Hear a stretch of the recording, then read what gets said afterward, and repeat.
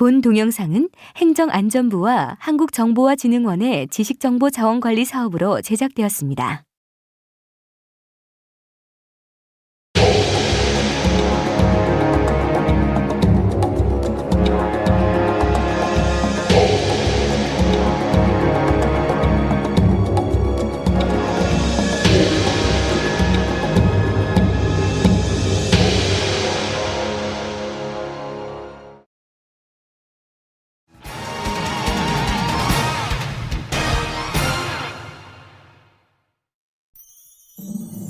광활한 우주에는 우리가 살고 있는 태양계 말고도 많은 천체들이 공존하고 있습니다.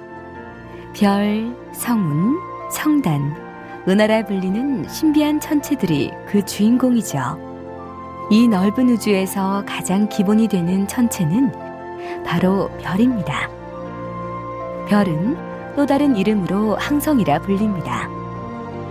그럼 우리가 이야기하는 별, 항성이라고 불리는 이 천체는 과연 무엇일까요? 별이 왜 반짝일까요? 별은 태양의 빛을 받아서 반짝이는 거라고 생각합니다.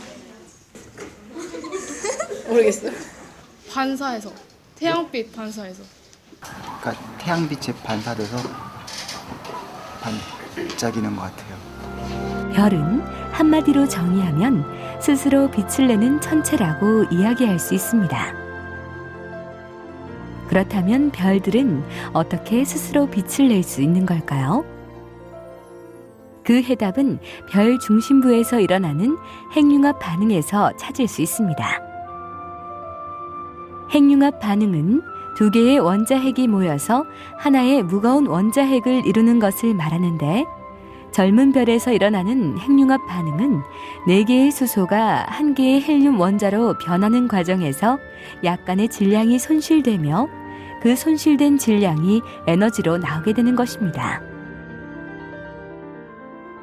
이처럼 핵융합 반응을 통해 만들어진 별들 중 지구와 가장 가까운 곳에 있는 별은 바로 태양입니다. 태양이 지구와 가장 가까이 있다고 해서 아주 특별한 천체처럼 보이지만 거대한 우주에서 보면 평범한 별들 중 하나라는 것을 알 수 있습니다. 그렇다면 태양은 수많은 별들 중에서 어느 위치에 있는 걸까요? 예, HR도라고 보통 저희가 부르는데요. 헐처스프롱 러셀 다이어그램이라고 해서 이제 저희가 얘기하는 다이어그램이 천문학에서는 굉장히 중요한 그런 도표 중에 하나입니다. 근데 뭐 사람 이름을 따서 HR도라 부르고요. 또는 뭐 색 등급도 그렇게 부르기도 합니다. 이 사람들이 이제 관측한 거는 별을 당시에 이제 분광이라고 해서 우리가 무지개 퍼뜨리듯이 퍼뜨려 가지고 거기에 나오는 선들을 보고 어떤 선이 가장 크구나, 가장 진하구나, 그 선이 가장 진한 놈부터 가장 약한 놈까지 A부터 뭐 차례대로 뭐 B 뭐 이런 식으로 쭉 번호를 붙였어요. 그래서 근데 알고 봤더니 이게 온도에 어떤 상관관계가 있고 또 색에 상관관계가 있게 되는 거죠. 그래서 우리가 거리를 알고 있는 별들 아주 가까이 있어 가지고 뭐 삼각시차나 여러 가지 방법으로 거리가 아는 별을 이쪽을 이제 분광형이라고 하는 것으로 놓고 이쪽을 이제 밝기. 이때 밝기라고 할 때는 우리가 이제 눈으로 보는 밝기가 아니라 거리를 보정한 절대 밝기를 이제 얘기를 하면 뭐 이런 점들을 찍을 수가 있겠죠. 분광형대. 그래서 여러 가지 점들을 찍었어요.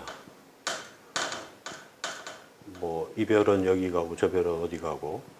그래서 개개별들을 다 우리가 거리를 재고 그래서 밝기를 알고 그 별의 분광 스펙트럼을 얻어서 분광형을 알고 해서 찍어봤더니 대충 별들이 뭐 이렇게 분포를 하더라는 거죠. 그래서 가장 많이 모여 있는 곳, 이걸 영어로는 메인 시퀀스, 우리말로는 주 계열이라고 부르는 거죠. 이렇게 주 계열이 있고 막 별들이 좀 주변에 흩어져 있는 다른 별들도 있고요. 그래서 이제 이걸 나중에 이제 우리가 좀 더 알게 된 사실은 이 분광형이 바로 온도에 또는 색지수에 색깔이 달라지고 이 별들이 그러니까 이쪽으로 갈수록 색깔이 좀 더 푸르더라. 그래서 굉장히 온도가 높은 별이더라. 그래서 온도가 높은 그런 별이고 온도가 이쪽에 높고 이쪽으로 갈수록 온도가 낮고 그리고 색깔은 굉장히 붉은 그런 상태가 됩니다. 그래서 우리가 이런 것들을 알게 됨으로써 개개별에 대해서 분광형 또는 색지수 또는 온도를 알게 되면 그 밝기가 어느 정도 될 거라는 걸 알게 될 거고요. 또 하나 이제 이렇게 주 계열에 있지 않은 별들, 이런 별들은 무슨 얘기냐? 같은 온도인데도 비해서 밝기는 엄청 밝은 거죠.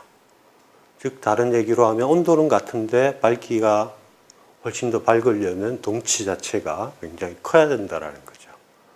그래서 우리가 뭐 광도라고 하는 표현을 씁니다만은 광도는 반경의 제곱, 온도의 사승의 비례를 하게 됩니다.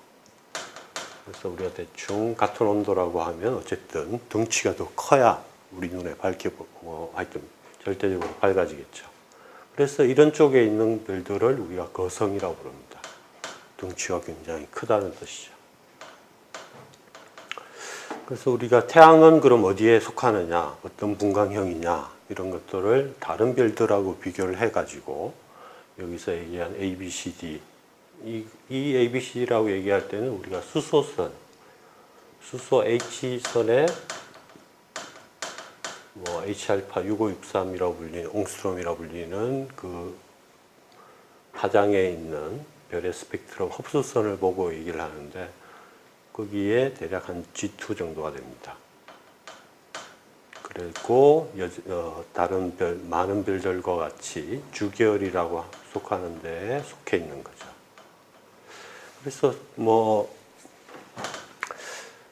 여기로부터 별의 탄생에서부터 죽음까지를 다 여기에 이제 표현할 수가 있습니다만은 처음에 별이 성간 구름 형태로 있다가 점점 뭉쳐가지고 올 때는 하야시 트랙이라고 해서 이런 쪽에서 이렇게 내려오다가 다시 점점 엉축을 하면서 이렇게 주계열에 가깝게 이렇게 접근을 하게 됩니다. 그래서 이런 주계열에 오게 되면 굉장히 안정된 상태를 유지하면서 속에서 핵융합이 일어나면서 뭐 태양 같은 경우에는 거의 한 100억 년 가까이 그렇게 살 수가 있게 되고요. 그래서 지금 우리가 대략 한 45억 년에서 50억 년 정도 태양 또는 태양계의 나이가 그 정도라고 그러죠. 그래서 앞으로도 별일 없이 한 40억 년, 50억 년 살 겁니다. 근데 이쪽에 있는 상대적으로 밝은 놈들, 온도도 높고 밝은 놈들은 태양에 비해서 훨씬 짧고 굵게 삽니다.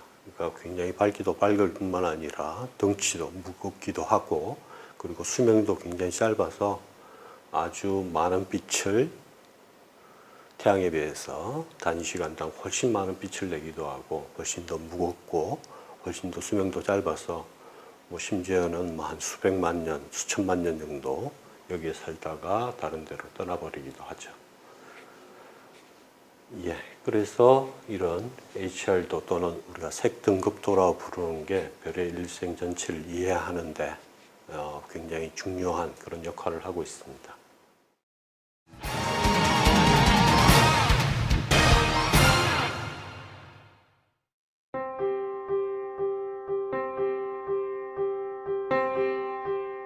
이렇게 우주엔 스스로 빛을 내는 수없이 많은 별들이 있습니다. 별들이 무리지어 모여있는 천체를 우리는 성단이라고 부릅니다. 별들이 모여 성단을 이루는 이유는 별들이 하나의 성운에서 동시에 만들어지기 때문입니다. 이렇게 생성된 별들은 각각 질량의 차이는 있으나 한 장소에서 만들어져 성단을 이루는 것입니다. 하지만 성단의 모양은 제각기 다르죠. 성단은 그 모양에 따라서 크게 구상성단과 산계성단으로 분류할 수 있습니다. 구상성단은 그 모양이 둥근 공과 비슷하다고 해서 붙여진 이름입니다. 구상성단에는 수만 또는 수백만 개의 별들이 보시는 것처럼 둥근 모양으로 빽빽하게 모여 있습니다. 구상성단은 주로 종족 2형 별이라고 불리는 늙은 별들로 구성되어 있으며 별들은 보통 크기가 크고 표면 온도가 낮으며 대류층이 깊은 적색 거성이 많이 포함되어 있습니다. 붉은색 별들이 둥근 모양으로 모여 있는 것이 보이나요? 이것이 바로 구상성단입니다. 그럼 더 재밌는 구상성단을 만나볼까요? 이 성단은 북반구에서 가장 유명한 헤라클레스 구상성단입니다. 참 많은 별들이 모여 있죠? 약 10만 개의 별들로 이뤄졌으며 헤라클레스 별자리 가까이에 위치해 있습니다. 그래서 이름도 헤라클레스 구상성단이라 붙여진 거죠. 약 140억 년 전에 태어났을 것으로 추정되는 헤라클레스 구상성단은 외계 생명체 탐색이 가능한 천체로 선택되어 아레시보 망원경에 의해 지속 관측이 이루어지고 있습니다. M5는 뱀자리에 있는 구상성단으로 1762년 프랑스 천문학자 메시에가 독립적으로 재발견해 세상에 알려졌습니다. 130억 년 정도 된 M5는 우리 은하 내에서 가장 오래된 천체들 중 하나로 보시는 것처럼 찌그러진 타원 모양을 하고 있습니다. 여기서 M5와 같이 M과 숫자로 이루어진 천체를 천문학자들은 메시의 목록에 수록된 천체를 말합니다. 메시의 목록이란 프랑스의 천문학자 메시에가 해성 관측 때 혼동하기 쉬운 천체인 성운과 성단 등을 가려내기 위하여 만든 목록으로 1781년 103개에서 현재 110개의 천체들로 수록되어 있습니다. 저 멀리 밝은 구상성단이 보이는군요. 바로 오메가 센타우리입니다. 이 성단은 북반구에서는 보이지 않지만 우리 은하에서 가장 크고 밝습니다. 오메가 센타우리의 질량은 태양의 500만 배입니다. 어마어마한 크기죠? 이는 구상성단의 평균 질량보다 10배 정도 큰 것으로 이 정도면 하나의 소규모 은하와 비슷한 질량입니다. 이처럼 대형 구상성단인 오메가 센타우리를 두고 국내 연구팀은 오래전 우리 은하와 충돌한 이웃 은하의 중심부라는 연구 결과를 발표하여 또 하나의 은하 형성 이론을 제시하기도 하였습니다. 우리 은하에는 수많은 별들이 빼곡하게 모여있는 구상성단 외에도 구상성단에 비해 조금 더 퍼져서 모여있는 별들도 있습니다. 이러한 별들의 집단을 우리는 산계성단이라고 부릅니다. 수십 개에서 수천 개의 별들이 서로 약한 중력으로 연결되어 있죠. 산계성단은 종족 1형 별이라고 불리는 젊은 별들로 이루어져 있습니다. 이 별들은 표면 온도가 높으며 푸른색을 띠고 있죠. 구상성단과 산계성단의 가장 큰 차이는 그 이름에서 나와 있는 것처럼 모양입니다. 저희가 그 구상성단이라고 붙인 건 동그랗게 이렇게 모여 있다라고 해서 구상성단이라고 그랬고, 산계성단이라고 한 건 구상성단에 비해서 이렇게 별들이 흩어져 있다. 우리가 뭐 산계에 있다 이런 표현을 쓰죠. 흩어져 있다라는 표현으로 산계성단을 씁니다. 그렇지만 이제 저희가 물리적으로 좀 더 이제 따져보면 구상성단은 별들이 훨씬 많고요. 그래서 거의 뭐 한 100만 개, 뭐 수십만 개에서 100만 개 넘게까지 그 정도 구성을 가지고 있고, 산계성단도 물론 많은 건 뭐 수만 개까지 있습니다만은 작게는 뭐 한 수천 개, 뭐 수백 개 정도 되는 그런 성단들도 있습니다. 그러니까 훨씬 더 구상성단은 많은 별들이 밀집해 있으니까 중력적으로 아주 묶여 있어가지고 우리가 보기에 공처럼 이렇게 별들이 다 모여 있는 거고요. 산계성단은 그거에 비해서 훨씬 중력적으로 약하니까 별들이 막 사방에 흩어져 있는 것처럼 그렇게 보입니다. 그렇지만 우리가 이런 것들을 성단이라고 부르는 이유는 동시에 같은 화학적인 성분으로 태어났기 때문에 성단이라고 부르는 거죠. 그러니까 같은 단체로 이렇게 보입니다. 구상성단 같은 경우에는 우리가 우리은하 헤일로라고 하면 우리은하 외곽 부분에 한 150개 정도가 있는 걸로 이제 알려져 있고요. 또 한 수십 개 정도가, 십수개 정도가 우리은하 중심부 근처에 저희가 벌지 또는 뭐 벌지라고 부릅니다만은 우리은하 중심부 근처에 또 십수개 정도가 모여 있습니다. 그래서 두 개의 특성은 완전히 다른데도 불구하고 거의 모양은 같기 때문에 구상성단이라고 부르고요. 헬로에 있는 구상성단은 거의 우리은하 초기에 태어난 그런 천체입니다. 그래서 거의 우리은하랑 같은 나이 정도를 가지고 있고요. 그에 비해서 헬로 벌지에 있는 구상성단은 훨씬 더 젊고 그렇습니다. 상계성단은 다들 최근에 태어난 것이고요. 왜냐하면 훨씬 더 옛날에도 좀 태어났겠지만 중력적으로 묶여있지 않기 때문에 흩어져서 이제는 성단으로 안 보이는 거죠. 그래서 상대적으로 더 젊고 젊은 별들이 많으니까 아까 말씀드린 것처럼 훨씬 젊은 성단에는 무게가 무거운 그런 별들이 많이 있기 때문에 푸른 별들도 많이 있는 거죠. 근데 나이가 많아지면 그런 별들은 이미 진화해서 없어져 버리기 때문에 상대적으로 더 나이가 질량이 작은 별들만 남아있게 되고 따라서 우리가 보기에는 좀 더 붉게 그렇게 보이는 별들만 남아있게 됩니다. 넓은 우리은하, 저기 푸른색을 띠고 있는 별들의 무리가 있습니다. 맞습니다. 상계성단입니다. 그럼 밝은 빛을 내고 있는 상계성단을 만나볼까요? 이 성단의 이름은 플레이아데스 성단입니다. 우리의 밤하늘을 지키는 대표적인 상계성단을 황소자리 등 부분에서 볼 수 있습니다. 500개가 넘는 어두운 별들로 구성되어 있으며 이 별들의 나이는 약 10억 년, 태양의 나이 5분의 1 정도라고 하니 아주 젊은 별이죠. 눈으로 볼 수 있는 별은 7개 정도로 우리나라에서는 좀생이 별이라고 부릅니다. 지금 보시는 상계성단은 북반구에 위치한 마차부 자리에서 볼 수 있는 M37입니다.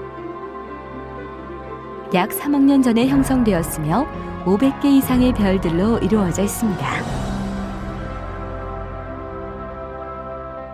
M47은 50여 개의 별로 이루어진 상계성단으로 하늘의 남반구에서 볼 수 있습니다. 1억 3천만 년 전에 탄생되었으며 1762년 M37과 함께 천문학자 메시에가 독립적으로 재발견해 세상에 알려졌습니다. 현재는 태양계로부터 점점 멀어지고 있는 성단입니다.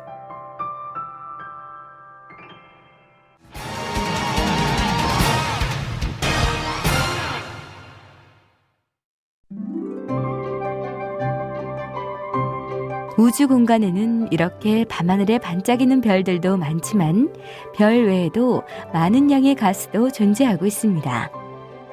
이러한 가스들도 무리지어 모여있는 별들처럼 높은 밀도를 보이며 한 곳에 밀집해 있는 경우가 많습니다.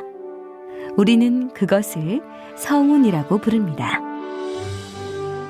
성운은 그 특성에 따라서 반사성운, 방출성운, 암흑성운으로 분류할 수 있습니다. 반사성운은 주변의 별빛을 반사하여 빛을 내는 성운을 말합니다.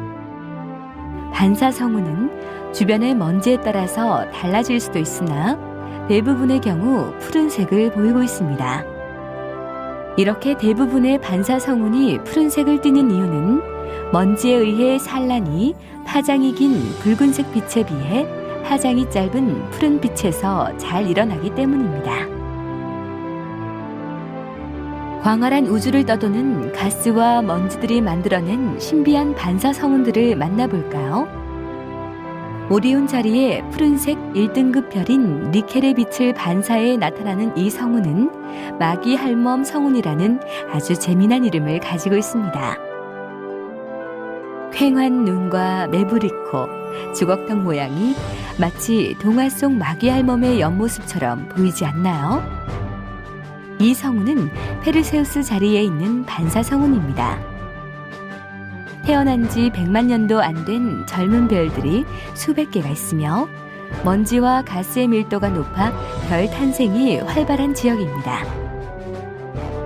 성운의 푸른 부분은 별빛을 반사하고 있는 영역이며 우측의 검붉은 지역은 탄생하는 별에서 나오는 붉은 제트와 가스로 구성되어 있습니다.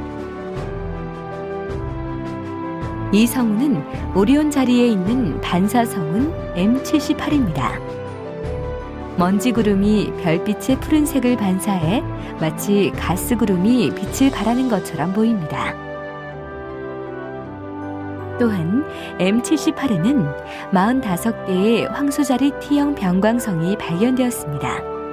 황소자리 T형 변광성은 매우 젊어서 활발한 활동을 보이고 있으며 밝기가 변하는 별로서 시간이 지나면 주계열성이 될 것입니다.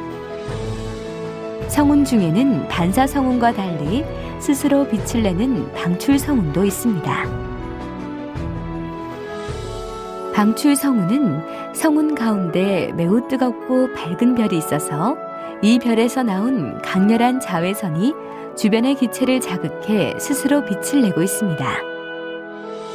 방출 성운과 반사 성운이 있는데요. 이게 우리가 형태적으로 크게 구분을 가지는 않습니다. 물론 이제 저희가 약간 더 방출 성운이 반사 성운이 좀 더 푸른 빛을 띈다 뭐 이런 느낌은 있지만 뭐 그렇다고 해서 방출 성운 중에 푸른색 방출 성운은 없느냐 그건 아니거든요. 그래서 저희가 뭐 형태, 뭐 색깔이나 형태 같은 면에서 구분할 수가 없지만 그 성운이 내는 빛의 기작, 그 메커니즘을 보면 우리가 뚜렷하게 구분이 갑니다.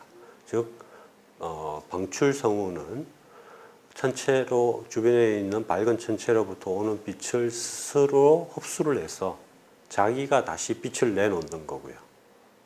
그러니까 물론 이제 어딘가에 여론이 있어서 또는 뭐가 있어야 빛을 내니까 저희가 눈으로 볼 수 있는 빛을 내려면 그만한 에너지원이 있어야 되니까 그게 성운 자체가 될 수는 없고 주변에 다른 뭐 굉장히 밝은 별이나 뭐 그런 에너지원으로부터 얻어가지고 스스로 그걸 소화한 다음에 빛을 내놓는 거고요.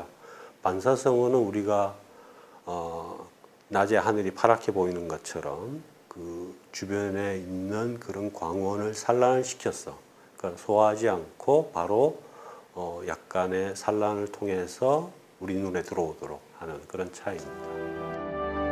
그렇다면 방출 성운, 그들의 화려한 모습을 감상해 볼까요? 나비가 날개를 펼친 듯한 모습의 이 성운은 우리에게 가장 잘 알려진 방출 성운인 오리온 대성운입니다.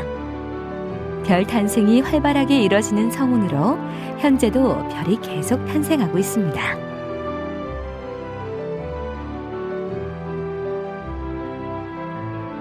이 방출 성운은 석호 성운으로 여름철에 가장 큰 성운입니다.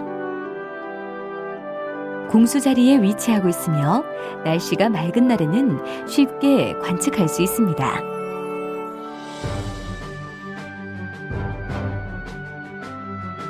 이 성운의 이름은 북아메리카 성운입니다. 북미 대륙의 모습과 닮았다 해서 붙여진 이름이죠. 여러분 눈에도 닮아 보이나요?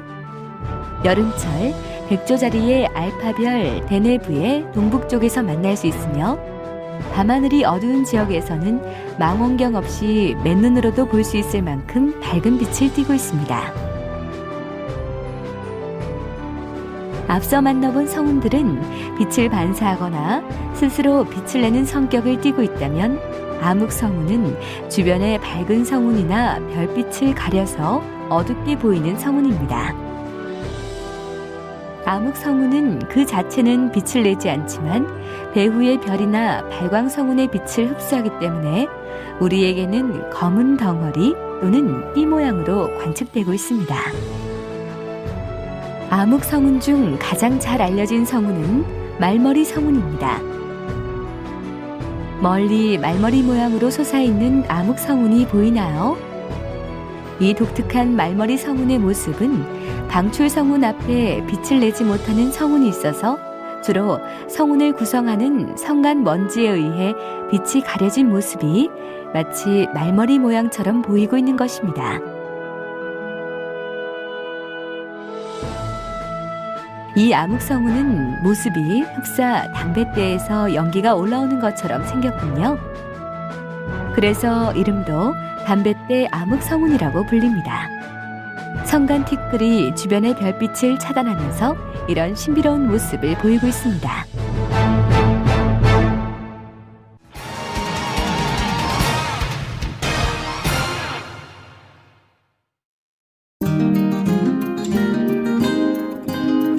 우리가 앞서 살펴본 행성, 별, 성운, 성단, 먼지 등을 모두 포함하고 있는 곳을 우리는 은하라고 부릅니다. 우주 공간에는 이런 거대한 은하들이 아주 많이 존재하고 있습니다. 그리고 이 은하들 속에는 수없이 많은 별들이 살고 있죠. 우주 안에 수없이 많은 은하들, 그 광대한 수만큼 생김새도 다양합니다. 천문학에서는 모양에 따라 나선 은하, 타원 은하, 불규칙 은하로 구분하고 있습니다. 타원 은하는 그 모양이 원형 또는 타원형의 모습을 하고 있습니다. 타원 은하는 모양이 얼마나 찌그러졌나에 따라서 다시 E0에서 E7까지 분류할 수 있습니다. E0는 거의 원형 은하이며 E7으로 갈수록 관측된 타원의 정도가 평평해짐을 알 수 있습니다. 그리고 타원 은하는 은하의 마지막 진화 단계이며 별의 생성이 활발하지 않고 늙고 오래된 은하로 알려져 있었으나 관측 기술이 발달하면서 중심부를 관측한 결과 몇몇 타원 은하에는 중심에서 많은 별들이 탄생하고 있다는 것을 관측했고, 이런 새로운 관측 결과에 의해 많은 이론들이 바뀌고 있습니다. 타원 은하 외에 우리가 가장 흔히 볼 수 있는 은하가 바로 나선 은하입니다. 우리가 살고 있는 태양계를 포함하는 우리 은하도 이 나선 은하의 모습을 띠고 있습니다. 수많은 은하들 중 가장 많은 비중을 차지하고 있죠. 나선 은하는 모두 나선팔을 가지고 있는 것이 가장 큰 특징입니다. 나선팔이 어디에서부터 시작되느냐에 따라서 정상 나선 은하와 막대 나선 은하로 분류할 수 있죠. 정상 나선 은하는 보시는 것처럼 은하의 핵에서부터 나선팔이 시작되는 은하를 가리킵니다. 이와 반대로 막대 나선 은하는 중심을 가로지르는 막대 물질의 끝부분에서부터 나선팔이 시작되고 있습니다. 불규칙 은하는 앞서 만나본 타원 은하나 나선 은하처럼 일정한 모양을 갖추고 있는 은하가 아니라 불규칙한 모습을 보이고 있는 은하를 이야기합니다. 이러한 불규칙 은하에는 유명한 소마젤란 은하, 대마젤란 은하가 있습니다.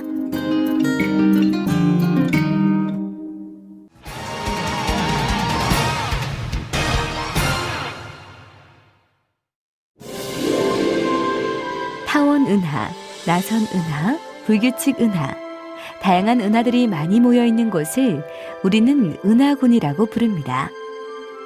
일반적으로 은하군에는 수십 개의 은하가 포함되어 있습니다. 이곳에서 은하들은 약하거나 또는 강한 중력으로 서로 이어져 있습니다. 그리고 그보다 거대한 은하단이 있습니다. 은하단에는 수백 수천 개의 은하들이 모여 있죠. 그렇다면 우리가 살고 있는 우리 은하가 속해 있는 곳은 어디일까요? 우리가 사는 우리 은하는 국부 은하군이라고 부르는 은하군 안에 속해 있습니다.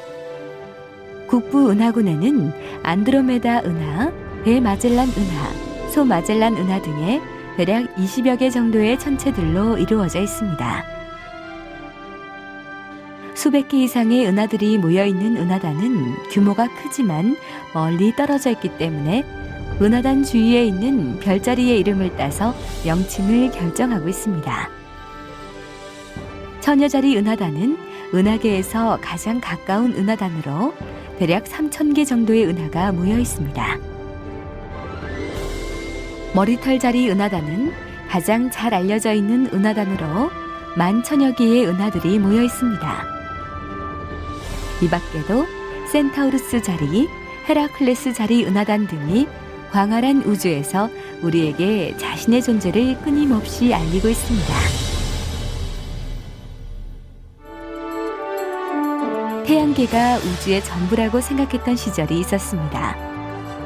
그러나 망원경이 등장하고 천문학이 발전해가면서 우리는 점점 우주의 광활함과 위대함에 놀라게 됐습니다.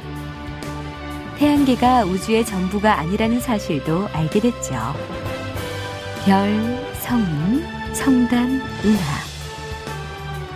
우리가 태양계 이외의 천체들과 만나게 된 것은 학문적으로 우주의 범위를 넓혀줬을 뿐만 아니라 우리 마음속에 더 큰 우주를 품을 수 있게 도와준 최고의 행운이었습니다.